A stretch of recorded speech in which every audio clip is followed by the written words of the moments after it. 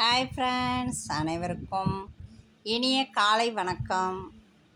இன்றைக்கி நம்ம பார்க்க போகிற வீடியோ என்னன்னு பார்த்தீங்கன்னா, கார சட்னி தான் ஃப்ரெண்ட்ஸ். கார சட்னி எப்படி என்னென்ன பொருள் வேணும் எல்லாம் பார்ப்போமா? தேவையான அளவு உப்பு எடுத்து வச்சுக்கோங்க. அப்புறம் தாளிக்கிறதுக்கு கடுகு, உளுந்து, கடலைப்பருப்பு, ஒரு 5-6 மிளகா வத்தல், ஒரு 8 வத்தல் கூட வச்சுக்கோங்க. 8 மிளகா வத்தல். எங்கள் வீட்டில் வெள்ளைப்பூடு வாடையே பிடிக்காது, அதனால் கம்மியாக வச்சுருக்கேன். நீங்கள் ஒரு 5 வெள்ளைப்பூடு எடுத்துக்கோங்க. அதுக்கப்புறம் பார்த்திங்கன்னா, ஒரு எலுமிச்சம்பழம் சைஸில் புளி எடுத்துக்கோங்க. சின்ன வெங்காயம் போட்டால் டேஸ்ட்டு சூப்பராக இருக்கும். அதனால் ஒரு 10 சின்ன வெங்காயமும் பெரிய வெங்காயம் ஒரு 3 எடுத்துருக்கேன். அவ்வளோதான் ஃப்ரெண்ட்ஸ், இதுக்கு தேவையான பொருட்கள். அடுத்து நம்ம கடாயை அடுப்பில் வச்சாச்சு, எண்ணெய் ஊற்றியாச்சு. எண்ணெய் காயட்டும். எண்ணெய் நல்லா காஞ்ச உடனே நம்ம இந்த வெங்காயத்தை கொஞ்சம் வதக்கிக்குங்க. பெரிய வெங்காயம், சின்ன வெங்காயம் ரெண்டுமே நான் போட்டிருக்கேன் ஃப்ரெண்ட்ஸ். சின்ன வெங்காயத்தில் தான் டேஸ்ட் அதிகம், குளிர்ச்சியும் கூட. அது நம்ம செய்ய போகிறது கார சட்னி. இந்த வெயில் நேரத்துக்கு கார சட்னி.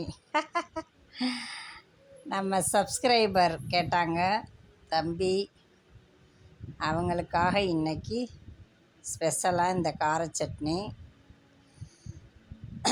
புளி சேர்க்குறோம். அதே சமயத்தில் முதல்ல நல்லா வதக்கிடுறோம். எல்லாத்தையுமே போட்டு நல்லா வதக்கிடுறோம். அதுக்கப்புறம் நம்ம நல்லா ஆற வச்சு, ரெண்டாவது கூட எண்ணெய் ஊற்றி, எண்ணெய் ஊற்றி நம்ம வதக்குறோம். அதுக்கப்புறமும் திரும்பவும் எண்ணெய் ஊற்றி தாளிப்பு கொடுத்துட்டு நல்லா வதக்குறோம். அதனால் கார சட்னி நமக்கு உடம்புக்கு நல்லா தான் இருக்கும், ஒன்றும் பிரச்சனை கிடையாது. வெறும் பெரிய வெங்காயம் மட்டும் சேர்க்காதீங்க. சின்ன வெங்காயம் கொஞ்சம் எடுத்துக்கோங்க. ஒரு 10 வெங்காயம் அளவு எடுத்துக்கோங்க. அப்போ தான் நல்லா டேஸ்ட்டாகவும் இருக்கும். சின்ன வெங்காயம் குளிர்ச்சியும் கூட. அதனால் இந்த கார சட்னிக்கு நமக்கு ஒன்றும் ஆகாது. இதை நல்லா இந்த மாதிரி நல்லா வதக்கி நல்லா ஆற வச்சு, நீங்கள் ஒரு பாத்திரத்தில் எடுத்து வச்சாலும் நல்லாயிருக்கும், கெடவே கெடாது. அது ஒரு 2 ஸ்பூன் வச்சா போதும் ஃப்ரெண்ட்ஸ். 4 தோசை 5 தோசை சாப்பிட்லாம். நான் இன்றைக்கி செஞ்சு சாப்பிட்டு பார்த்தேன். 2 ஸ்பூன் வச்சுட்டேன், 3 தோசை சாப்பிட்டுட்டேன், மிச்சமும் இருக்குது. அந்த அளவுக்கு சட்னி நம்ம கம்மியாக யூஸ் பண்ணலாம். அதே சமயத்தில் கெடவும் செய்யாது. இது எண்ணெயிலேயே வதக்குறோம்ல, அதனால் மொதையும் வதக்கிடுறோம். அதுக்கப்புறமும் எண்ணெயில் விட்டும் வதக்கி எடுக்கிறோம். அதனால் சட்னி கெட்டு போகிறதுக்கு வேலையே இல்லை. அதனால் நீங்கள் செஞ்சு வச்சுக்கோங்க.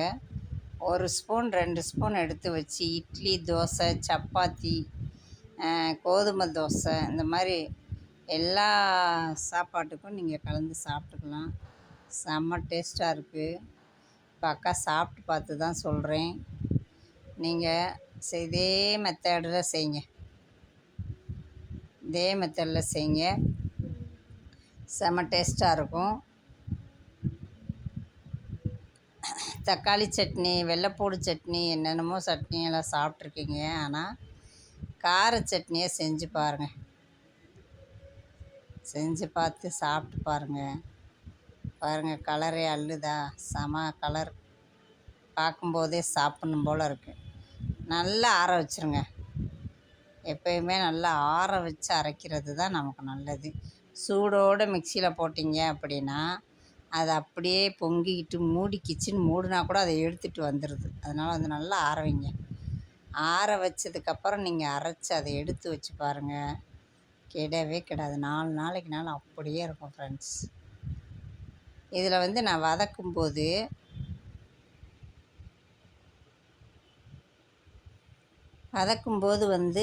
புளி நான் போட்டிருக்க மாட்டேன். அந்த டவுட் உங்களுக்கு வர வேண்டாம். நான் இன்றைக்கி புளி எடுத்து அளவுக்கு தான் காமிச்சிருக்கேன். இதெல்லாம் இந்த பொருள்லாம் சேர்த்து இந்த சட்னியை ரெடி பண்ணுங்கன்னு சொல்லி காமிச்சிருக்கேன் புளியை. ஆனால் நான் புளி வந்து வதக்கும்போது போடலை. அந்த டவுட் உங்களுக்கு வந்துடும். அது ஏன் அப்படின்னா, நான் வந்து புளி வந்து சாப்பிடக்கூடாதுன்னு சொல்லியிருக்காங்க என்னைய. அதனால் நான் எந்தெந்த பொருள் வேணுன்றதுனால நான் புளியை வச்சுட்டு அதுக்கப்புறம் வதக்கும்போது நான் போடலை. நீங்கள் போட்டுக்கோங்க. நீங்கள் அந்த புளியெல்லாம் போட்டு வதக்கி அரைச்சா மட்டும்தான் அது ஒரு 4 நாளைக்காவது இருக்கும். அதுக்கப்புறம் தாளிப்பு கொடுத்துடலாம் பாருங்கள்.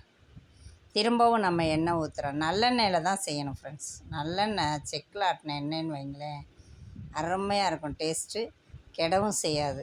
இப்போ நான் வந்து செக்கில் ஆட்டின எண்ணெய் தான் இது, சுத்தமான நல்லெண்ணெய். இதில் வந்து கடுகுளுந்தம்பருப்பு, கடலைப்பருப்பு, குழம்பு போடுற கடலப்பருப்பு, 2 மிளகா வத்தலை கிள்ளி போட்டிருக்கேன். நல்லா மொறுப்பாக இருக்கும். அந்த கடலைப்பருப்பு அந்த சட்னியோட வச்சு சாப்பிடும்போது அடா அவ்வளோ அருமையாக இருந்துச்சு ஃப்ரெண்ட்ஸ். உண்மையிலேயே சட்னி சாப்பிடும்போது நல்லா கிறிஸ்பியாக இருந்துச்சு அந்த கடலைப்பருப்பும் சேர்ந்து. கண்டிப்பாக அந்த சட்னி எல்லாருமே ட்ரை பண்ணி பாருங்கள். நீங்கள் எந்த மாதிரி செய்வீங்க அந்த மெத்தடையும் கமெண்ட் பாக்ஸில் போடுங்க. அக்கா செய்கிறதையும் நீங்கள் பார்த்தீங்கள்ல, இதே மாதிரியும் செஞ்சு சாப்பிட்டு பார்த்து அது எப்படி வந்துச்சு டேஸ்ட்டு அப்படின்னு சொல்லி எனக்கு கமெண்ட் பாக்ஸில் சொல்லுங்கள் ஃப்ரெண்ட்ஸ். இவ்வளோ கஷ்டப்பட்டு இவ்வளோ ரிஸ்க் எடுத்து நாங்கள் வீடியோ போடுறேன், வட்டம் கமெண்ட் பாக்ஸில் சொல்லுங்கன்னு சொல்கிறேன். யாருமே கமெண்ட் பண்ணவே மாட்றீங்க. கொஞ்சம் சப்போர்ட் பண்ணுங்கள் ஃப்ரெண்ட்ஸ். பொன் தமிழ் ஸ்டோரி சேனல் வந்து நிறைய வீடியோ போட்டுட்ருக்கேன். சமையல் வீடியோ எல்லாமே போட்டுட்ருக்கேன். ஷார்ட்ஸு, லைவு, லாங் வீடியோ எல்லாமே போட்டுக்கிட்டுருக்கேன். கொஞ்சம் சப்போர்ட் பண்ணுங்கள். தயவுசெய்து செஞ்சு பார்த்து சாப்பிட்டுட்டு கமெண்ட் பாக்ஸில் போடுங்க ஃப்ரெண்ட்ஸ். கமெண்ட் பாக்ஸில் போடவே மாட்டேறீங்க. யாருமே கமெண்ட் பண்ண மாட்டேறீங்க.